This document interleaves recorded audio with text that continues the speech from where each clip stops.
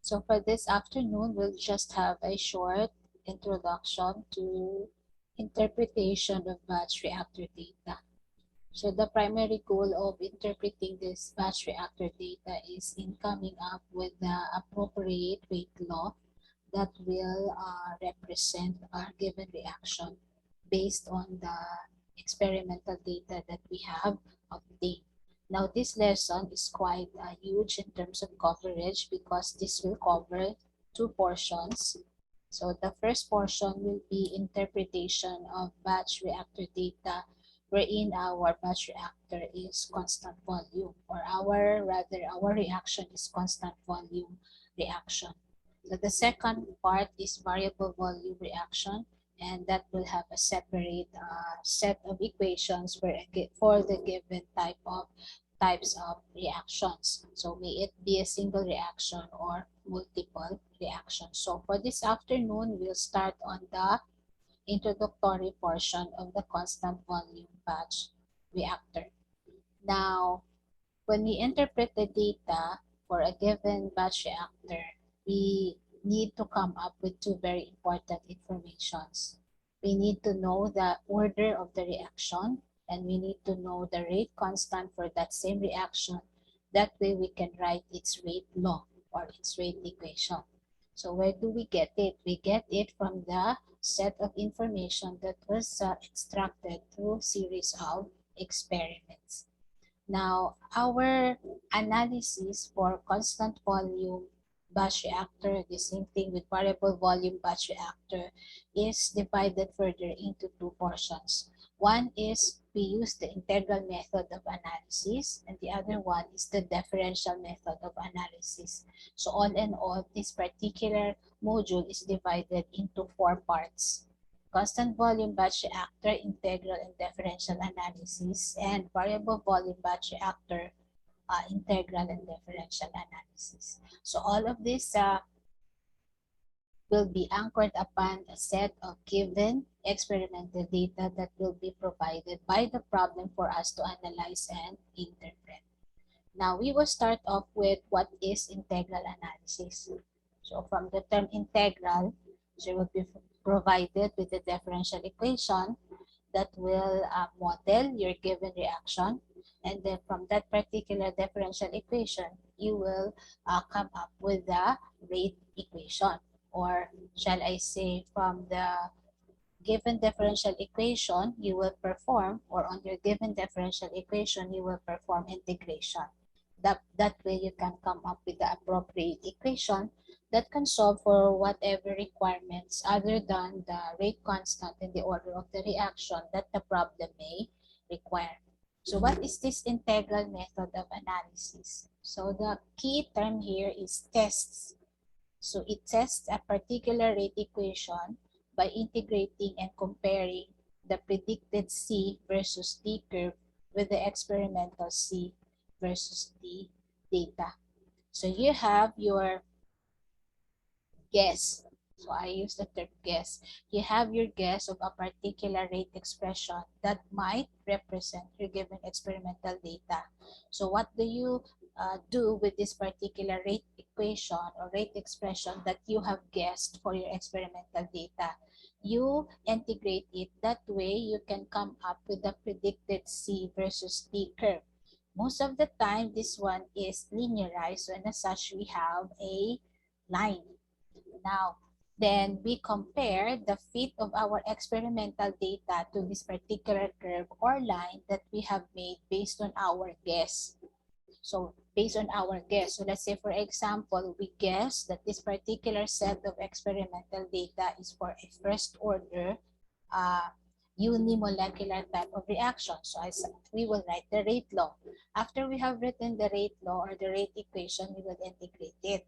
From the integrated equation, we will have an equation that will lead us to the curve or the line that will represent the data of this particular rate expression that we have guessed. Now what we do we plot the experimental data and check how best is the fit of this particular experimental data to our guess. So it's a guess and test process in the case of integral method of analysis. Okay, now if the fit is not satisfactory, another rate equation is being guessed and then tested. So this integral method of analysis is only for simple reaction types corresponding to elementary reactions. And this is only for small set of experimental data. If our experimental data is so large to interpret, then we go to the next method of analysis, which is the differential method of analysis. So we guess and we test here. So if the fit of our given experimental data is close to, or shall we say really very the same as the one that we have guessed, then that's the rate law for our given experimental data. So we will start with the first type of reaction here. Okay, the first type of reaction, it's a single reaction, and it's an irreversible first order unimolecular type of reaction. So first order, you look at it, it's first order because the coefficient here of A is 1. And if you're going to write its rate expression, this is the rate expression.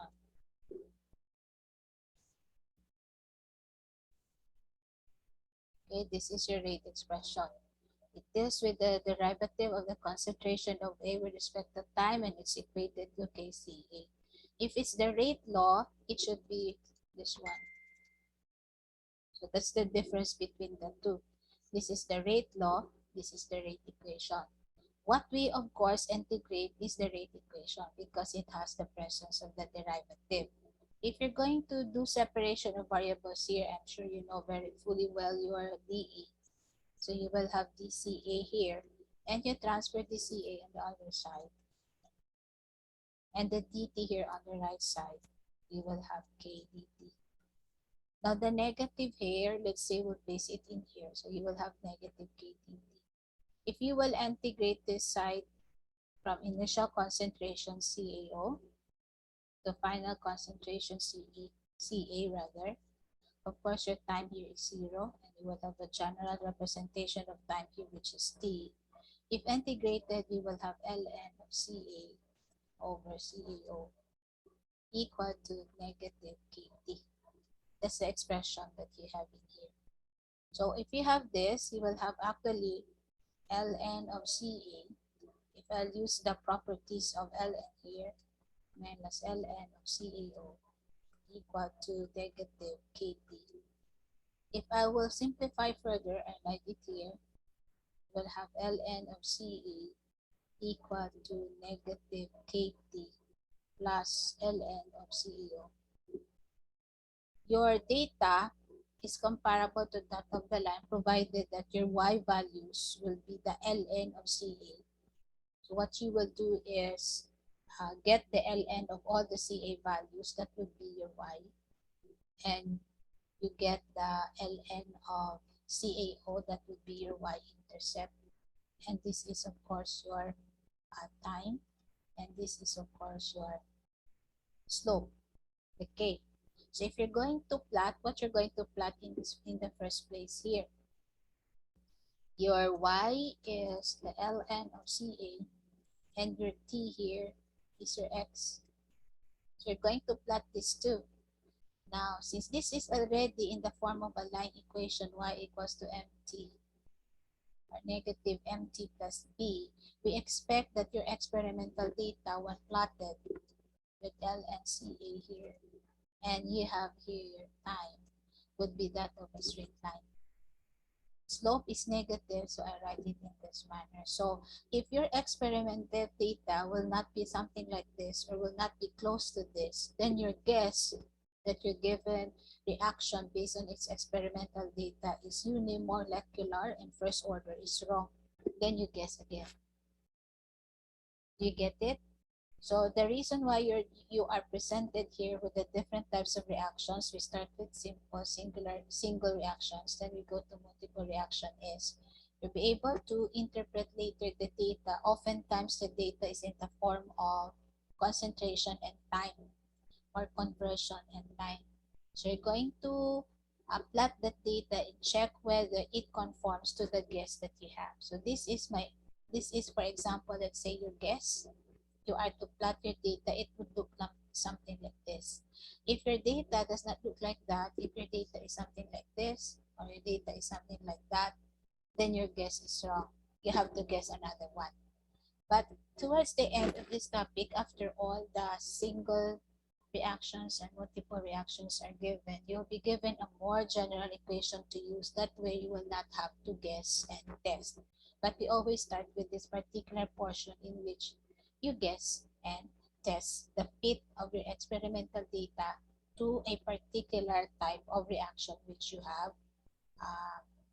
tried. Okay? Now, why present, by the way, this one here, this formula? Because this allows you to solve for the concentration of, let's say, for example, species A after some time. Of course, knowing already the rate constant and the initial concentration. And of course, you have already established that your reaction is really first order with respect to A. So you have it here. So first order with respect to A, so this is your working equation in determining concentration with respect to time, or time if you are given the concentration. So it depends on what the problem really requires. So that's for a irreversible first order unimolecular type of reaction. Now, if you want to guess another type of reaction, by the way, this one is expressing the rate in terms of concentration. So your testing here will be, or what you're going to test here, the experimental data that you will be testing is CA and time data. So you will have CA and time data there. So there are problems, however, class, that gives you conversion and time.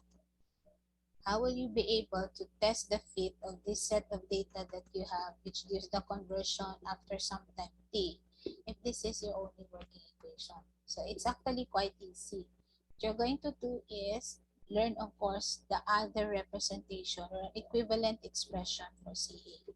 So I'll give you here what is CA. So CA is actually equal to CaO 1 minus XA.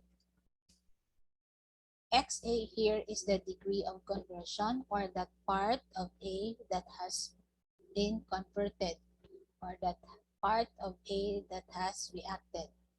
Again, I will repeat. This XA is that part of A which has been converted, or that part of A that has reacted. So that's your XA. So if you're going to look at it, this will be now, if we're going to distribute the CaO, so you will have CaO minus CaO XA. So the initial value, the initial concentration of A minus that part of A that has reacted or that was converted would be equal to the remaining part of A unreacted. So that would be the concentration of A after time t, which is C sub A. So the amount of A remaining after time t is equal to its initial amount minus the amount that has reacted or that was converted. So this is that particular relationship between CA and XA. So if I will change this one now in terms of XA, that would be easy. You will have negative ln of CaO 1 minus XA, because that's my CA there, over CaO equal to KT. Cancel that. You have another alternative equation, which is negative ln of 1 minus XA equal to KT. Now, what would you do then with this?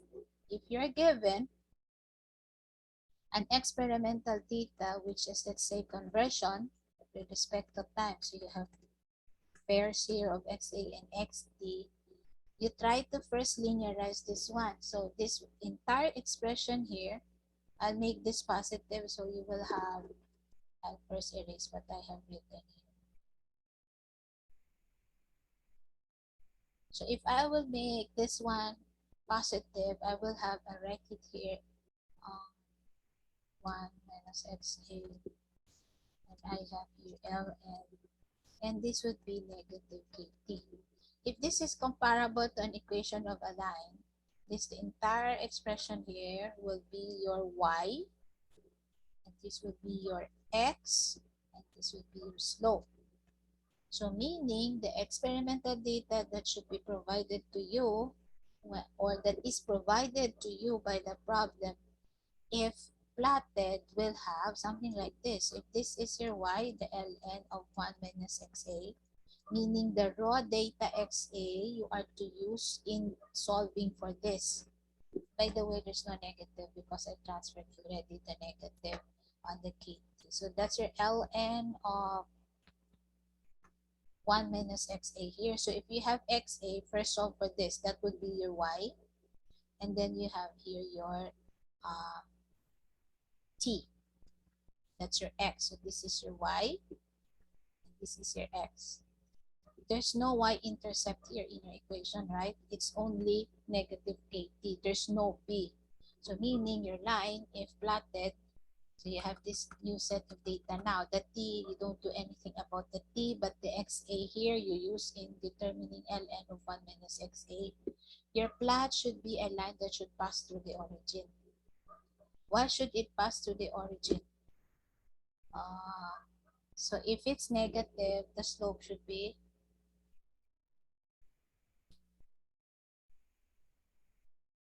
okay. So if it's negative here, negative kt, our slope is something big.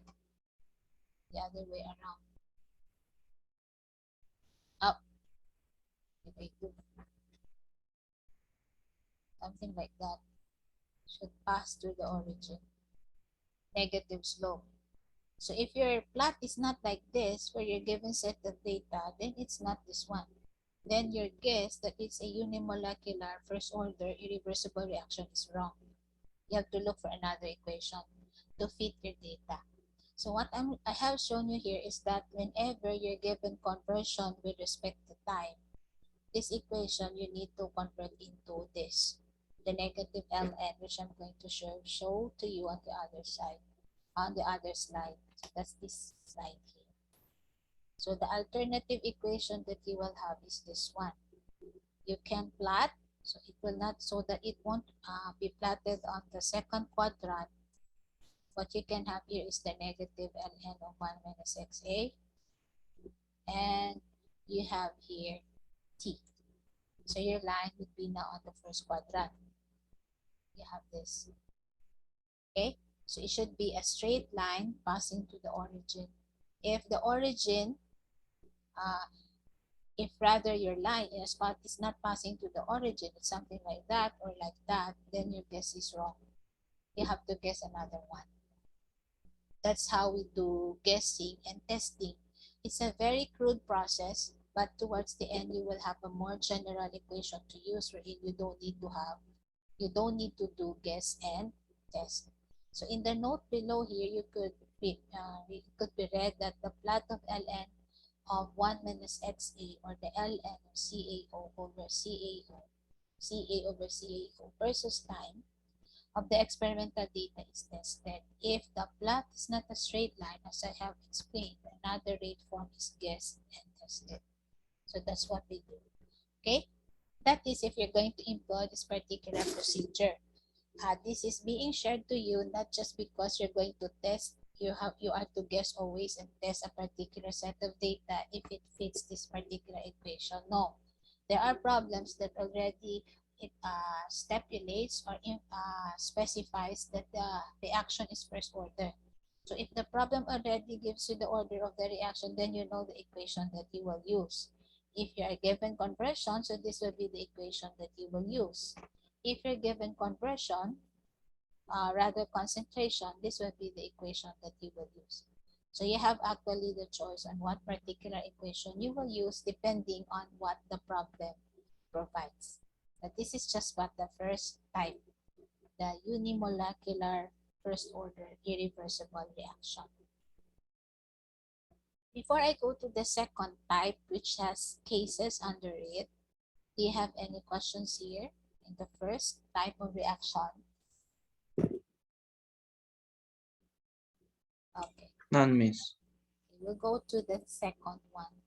So this time we have a bimolecular second order, still irreversible reaction. So we only have one reaction here. So we have bimolecular, we have two species here. This is case one. There are three cases under this, and this is case one.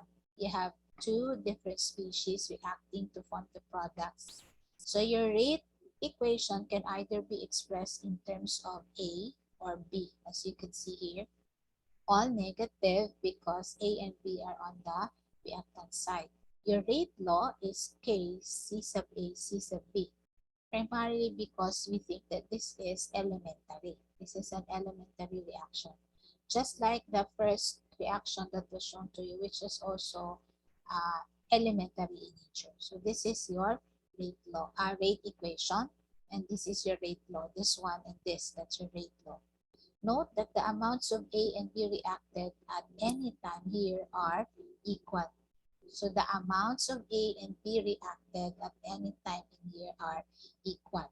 So I'd like to emphasize this one because in my experience,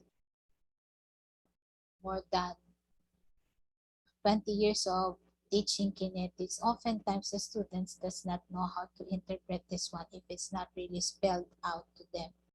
The amounts of A and B reacted at any time is said to be equal. So I'd like to know if somebody here has an idea, why is it that there's this note in here that says that the amounts of A and B in here reacted at any time is equal? In the first place, how do we represent the amounts of A and B that has reacted or that has been converted at any time? Anybody? Is there an idea?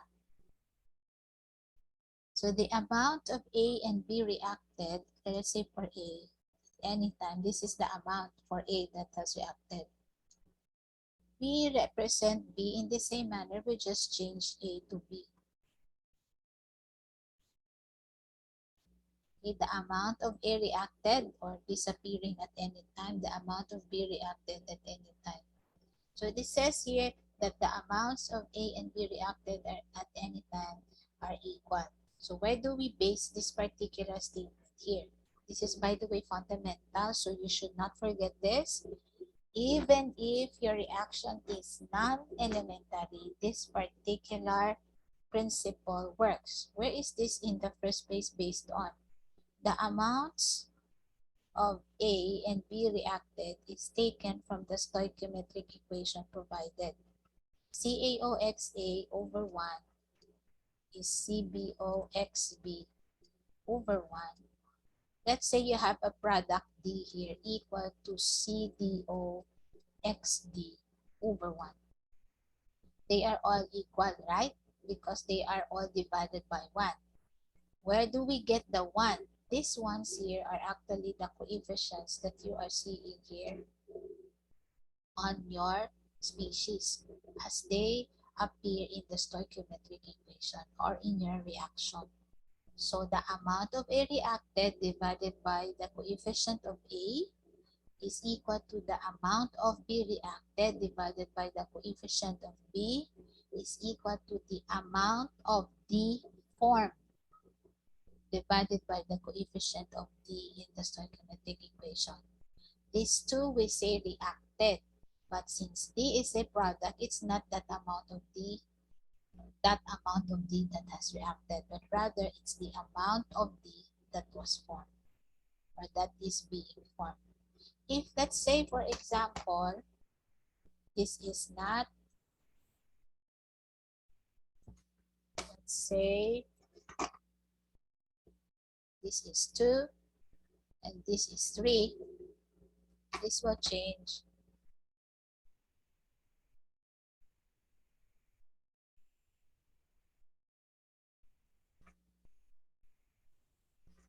your CaO XA should be divided by 2 and your CDO XD should be divided by 3.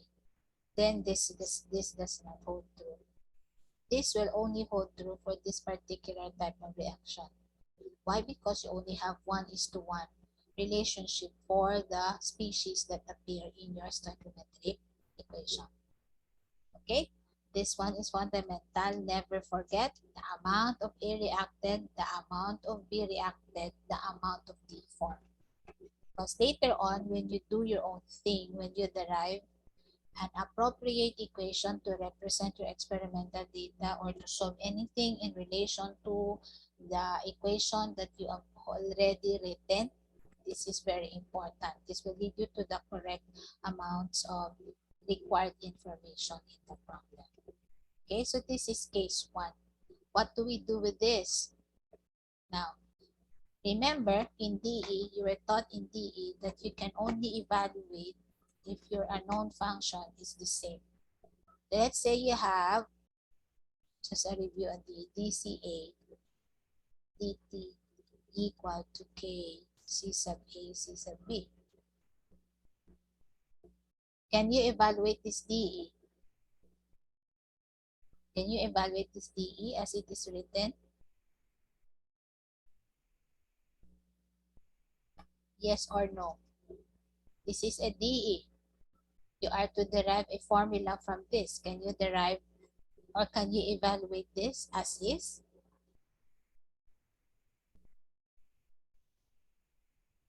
No, you're done with DE already. Can you evaluate this using DE? No, miss. Yes, you can. It's impossible. Why can't you evaluate this using DE?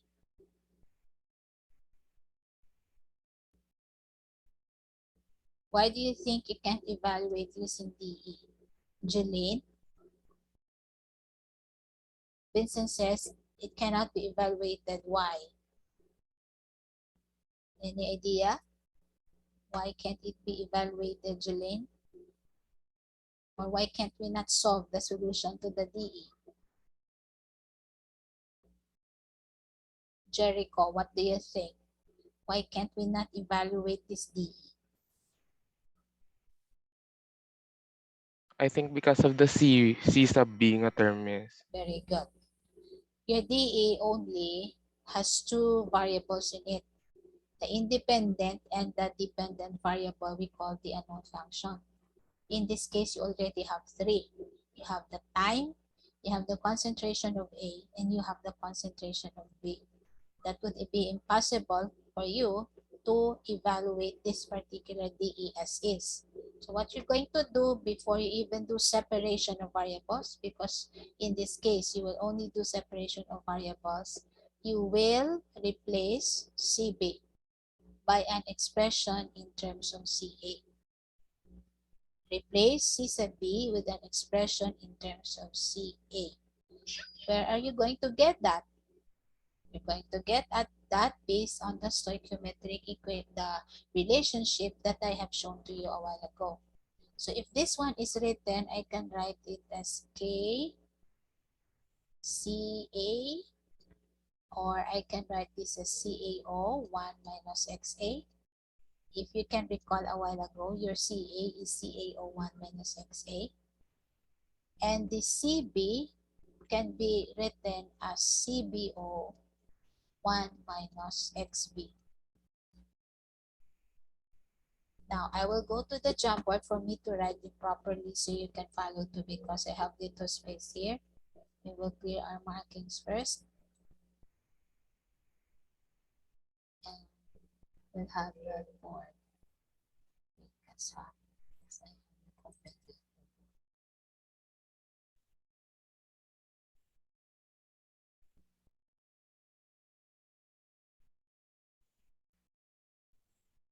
Okay.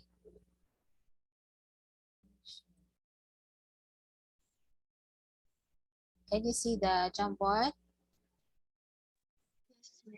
Okay, we will write here, let's say for example, we go back to what we were discussing a while ago. You have negative dCA dt equal to K C sub A C sub B. So true to what Jericho is saying, this cannot be evaluated because of the presence of C sub B. So we need to replace C sub B by an expression in terms of C sub A, because C sub A here is, as you have noticed, C sub A is your unknown function. So it should be in terms of C sub A. Everything is C sub A or time. That's it. That way you can evaluate your DE.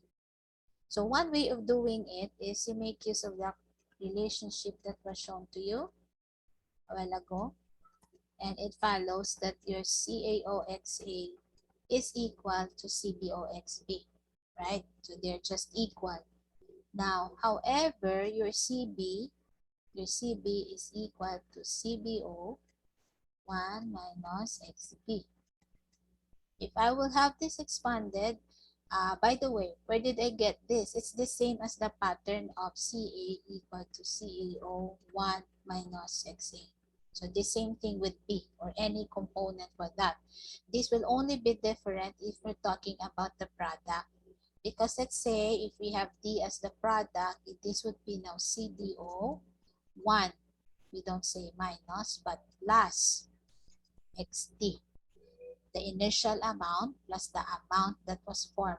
So this is for product.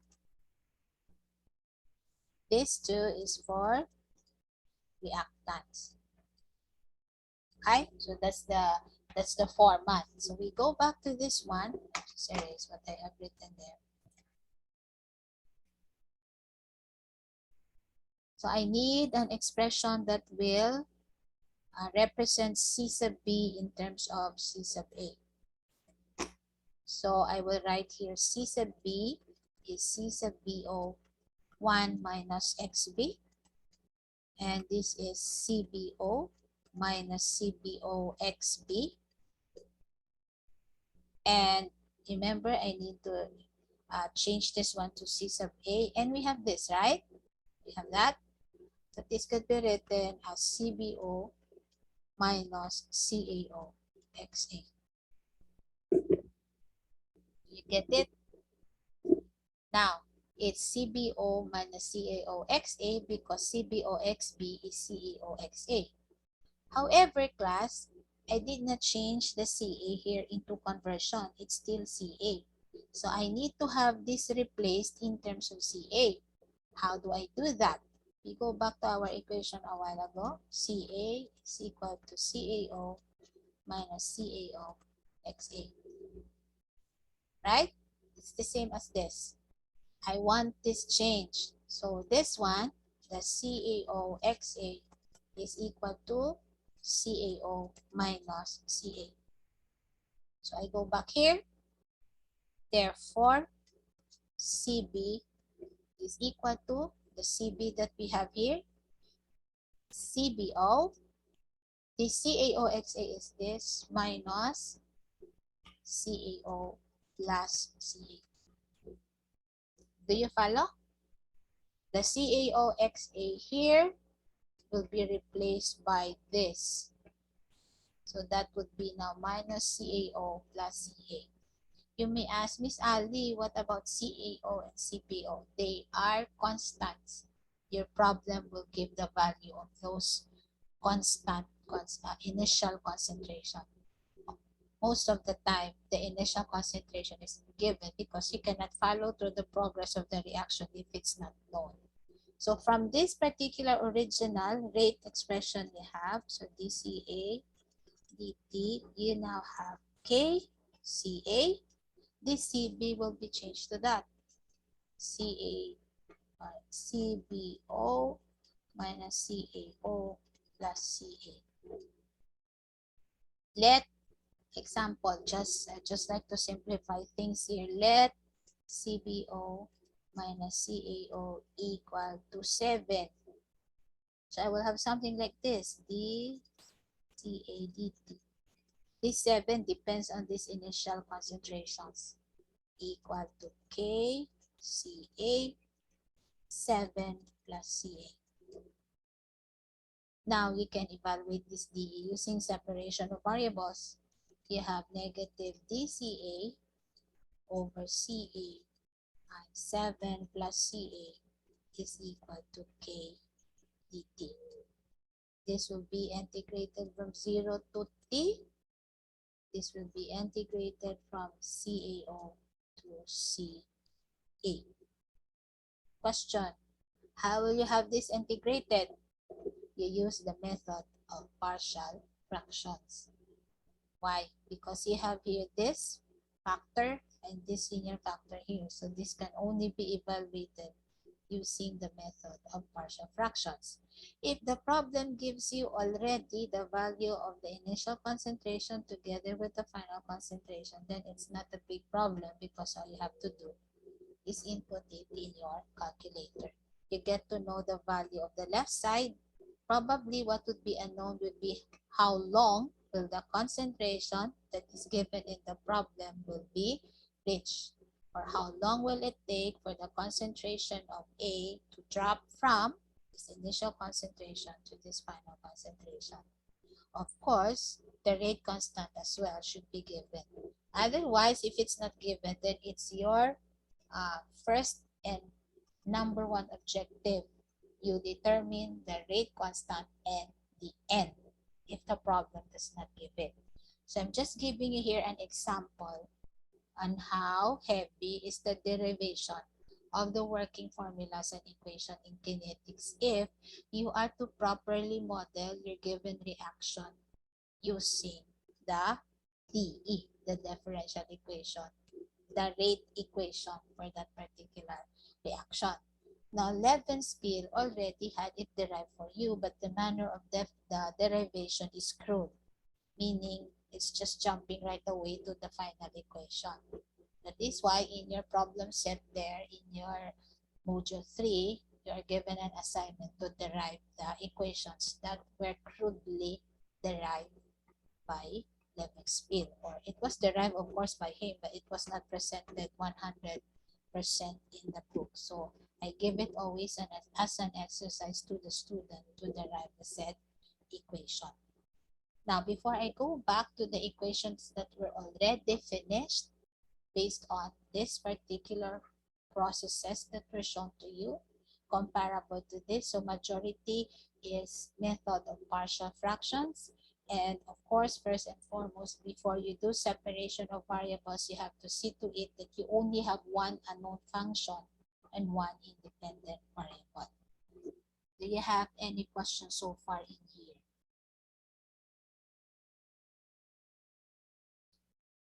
Do you understand the equations that I have written, the way I've substituted expressions in lieu of, especially of B, in lieu of B? That way, our original rate expression will only have one unknown function, which is C sub A.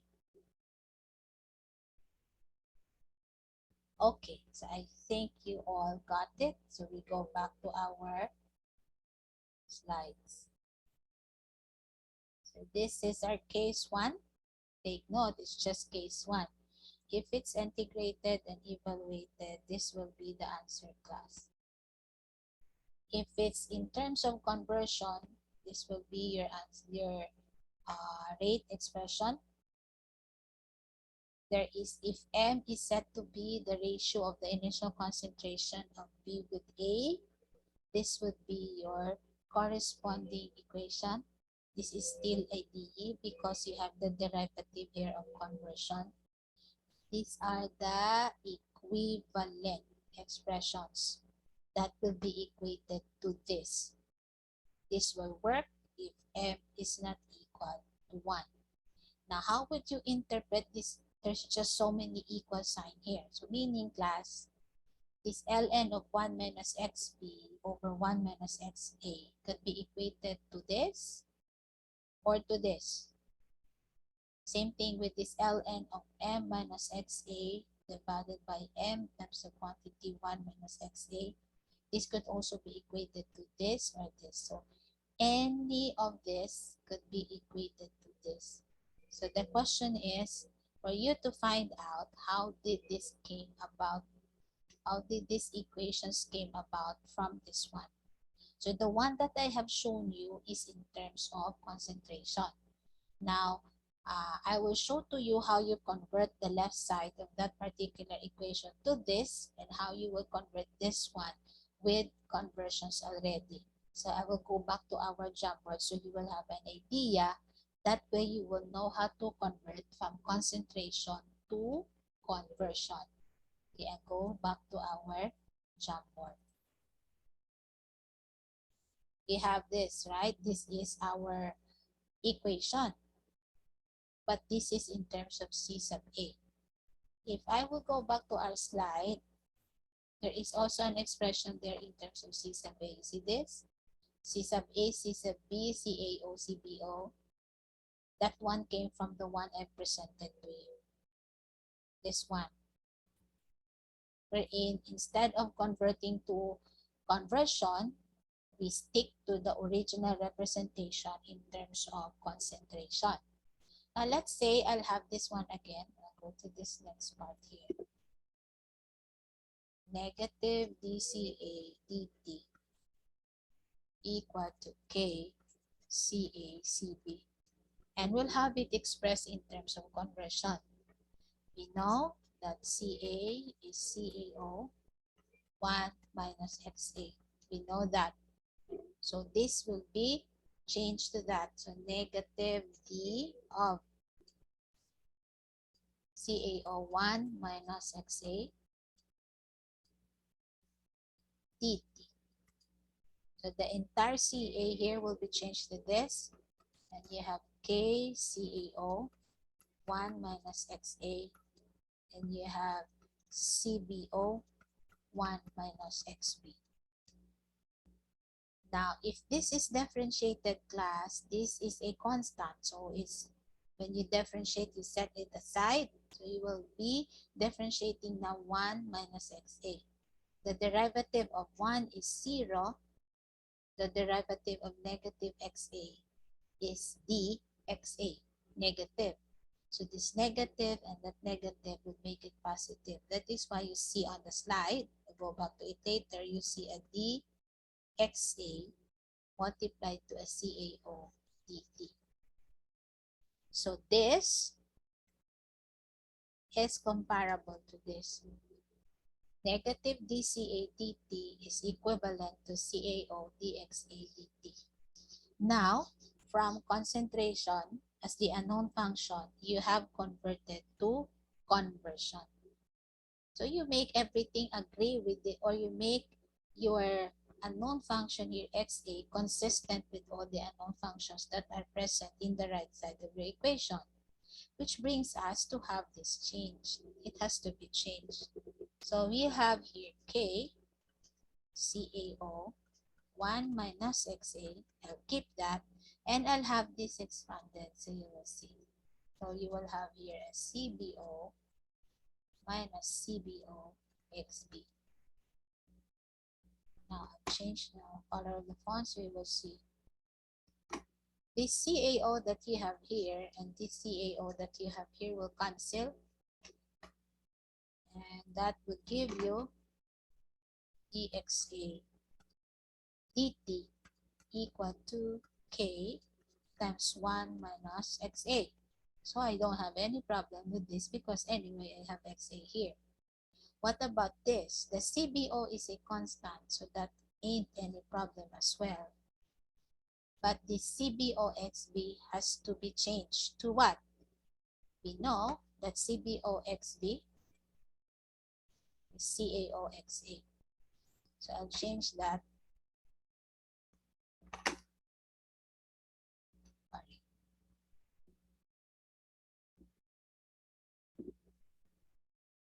CaOXA. So it's now CaOXA. You may wonder why you have the M there. You have the M. What's M? In our slide, M is CbO over CaO. CbO over CaO. These are all constants. Go back to our Jamboard. And we'll make that appear in here, the CbO over CaO. How do we make it appear? So we'll have here, next slide, dxa dt equal to, I need to have the 1 minus xa and the k is okay. So I'll copy it. Well, that's it. But for this one, this should be divided by CAO. Okay, this should be divided by CAO. The same thing that this should be divided by CAO. So what will I do? This is what I'll do. I multiply by CAO over CAO. And then I'll copy what I have there. The original CBO and CAO-XA. So I'll have now CBO minus CAO-XA. What will happen to this? You will have dxa dt KCAO 1 minus XA. This is the CAO I placed here. This CBO divided by CAO is M, and this CAO divided by CAO is 1. So you see, it's the equation that you saw there on the slide.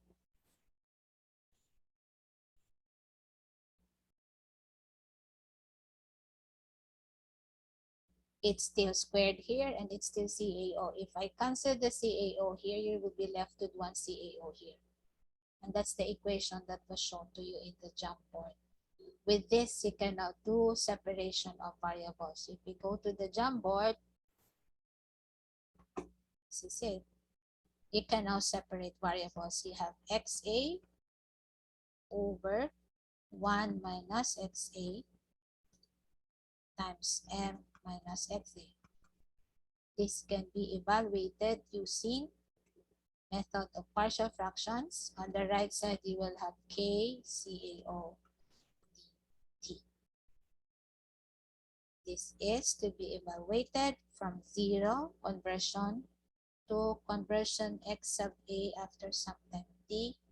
This one starts from 0 to t.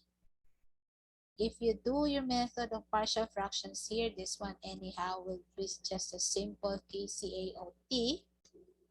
You will come up with the equations that were shown to you in the slide. This one in relation to this or this, they are all the same. So it's up to you on how you're going to find these relationships, come up with these relationships based on the equations that were given to you. So it's just based on conversion. It's just based on stoichiometric equation and is added, and this one is added. The M being equal to CBO over CAO. So this will work if your M is not equal to 1. Now this is just case 1.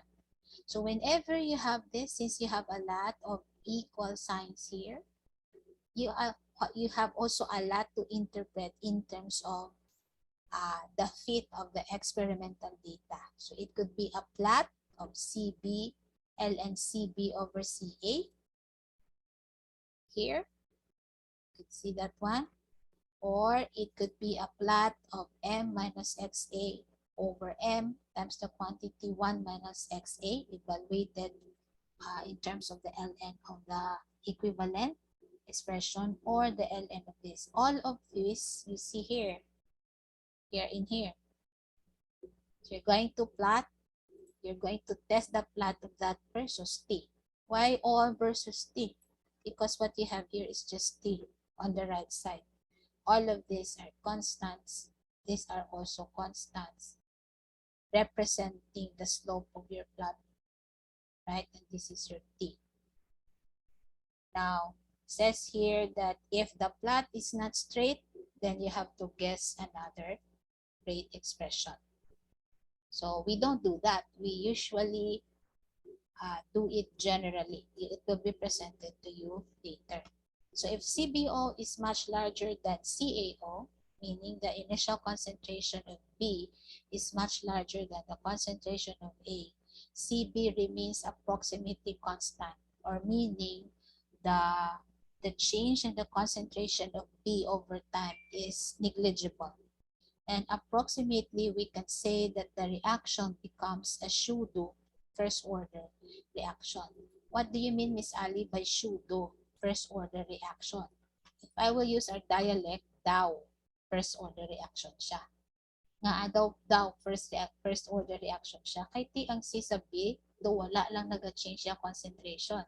So meaning, if the concentration of B is not changing at all, if it's changing, it's very negligible, meaning it's not a factor that affects the rate of your reaction. If it's not a factor that affects the rate of your reaction, then what is the sole factor that affects the rate of your reaction? It is the concentration only of A. Why? Because B is very large compared to A.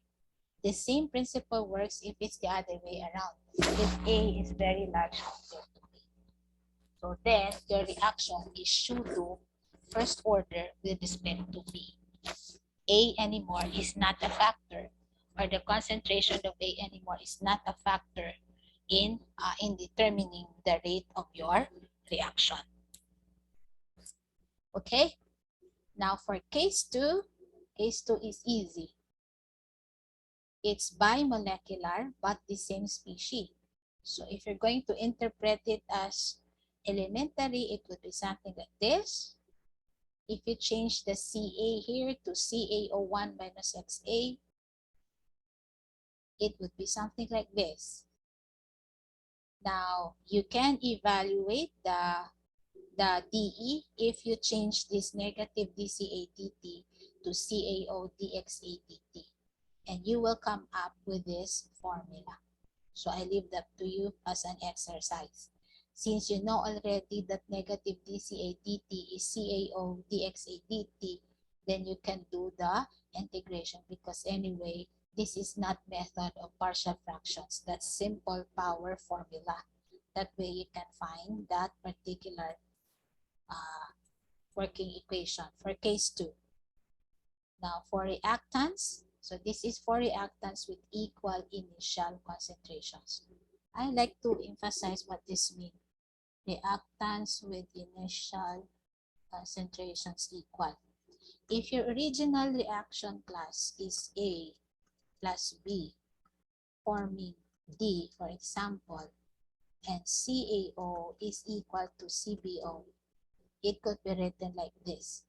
It can be converted to this. So it could be written as 2A forming D or 2B forming D. This is what it meant by it. It could be that you have different species, but their concentrations are equal. Initial concentrations. So if their initial concentrations are equal, it could be converted to this expression. You may wonder, why, Miss Ali, how? I will show to you in the Jamboard. So we'll go back to our Jamboard.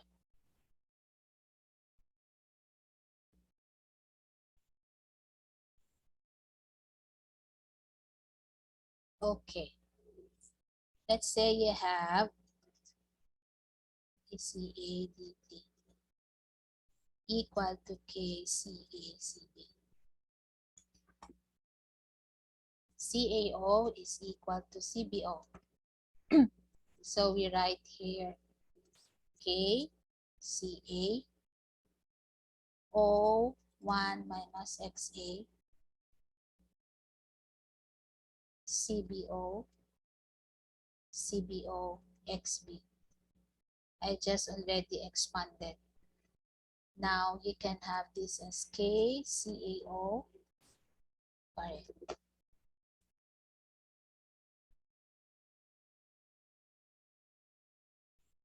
Or better yet, I will not convert to conversion. So para hindi ka mo ma-confuse. We'll just stick to that one.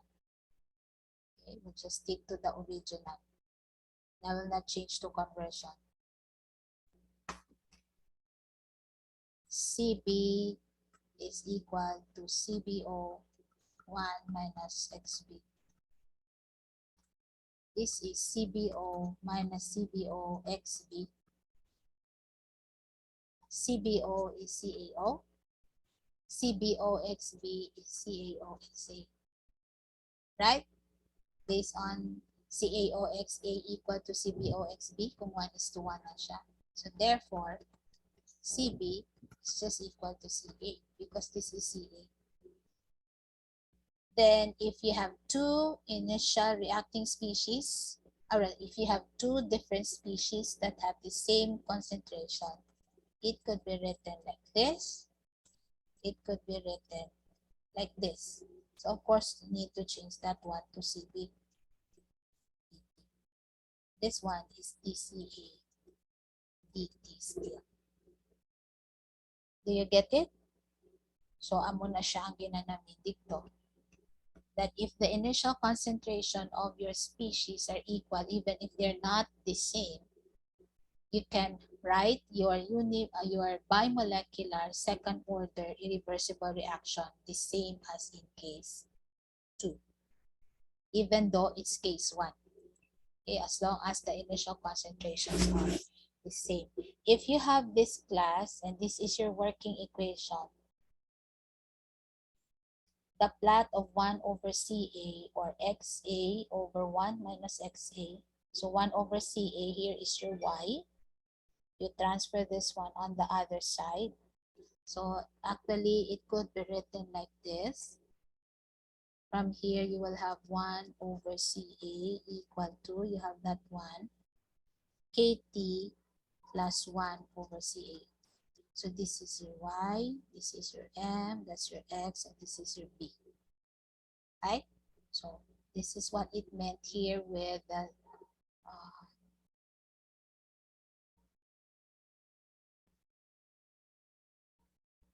plot of 1 over Ca or Xa over 1 minus Xa.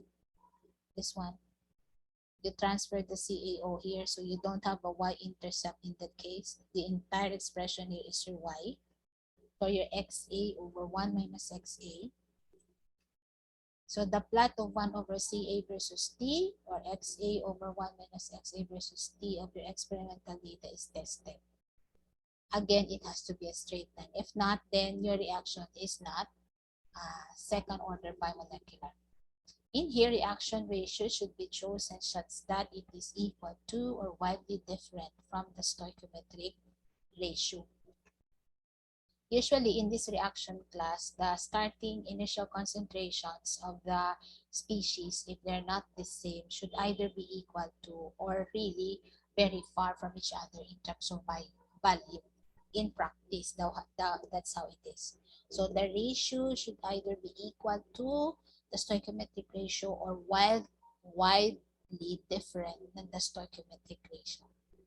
For the second type, case 2. I will end with the third type, the case 3, still on bimolecular second order type of irreversible reaction. This time class, it's non-elementary. Why I say non-elementary? Because the stoichiometry does not agree anymore with the second order thing here. Irreversible, like to close this one, irreversible second order. So meaning this is non-elementary already.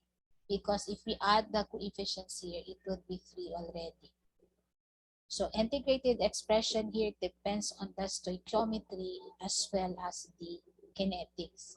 So our expression, meaning our formula for under case 3, which is non-elementary, will now be based on the stoichiometric equation as well as the kinetics of the reaction. So the kinetics meaning what is the corresponding rate law. So there's a note here. Reaction is first order with respect to A and first order with respect to B, even though stoichiometry does not agree. Hence, it's second order overall. So if this is the case, for case 3, then it's non-elementary really because it does not agree with stoichiometry. If we will have that, this is our rate law. First order with respect to A, first order with respect to B, and we also do this. M is still CBO over CAO. Your, let me erase the markings. Your equation If M is not equal to 2, meaning the ratio of CBO to CaO is if it's not equal to 2, this is your working equation under case 3. Now, when a stoichiometric reactant ratio is used, let's say for example, M is equal to 2, this is your equation. So meaning you only have 2 equations here to choose from. One in which M is equal to 2. This is very limiting because it requires that the initial concentration of B to A is equal to 2. If not, you have this. So if you only, let's say for example, if you take note of this formula, you don't need to take note of this because this one is for not equal to 2.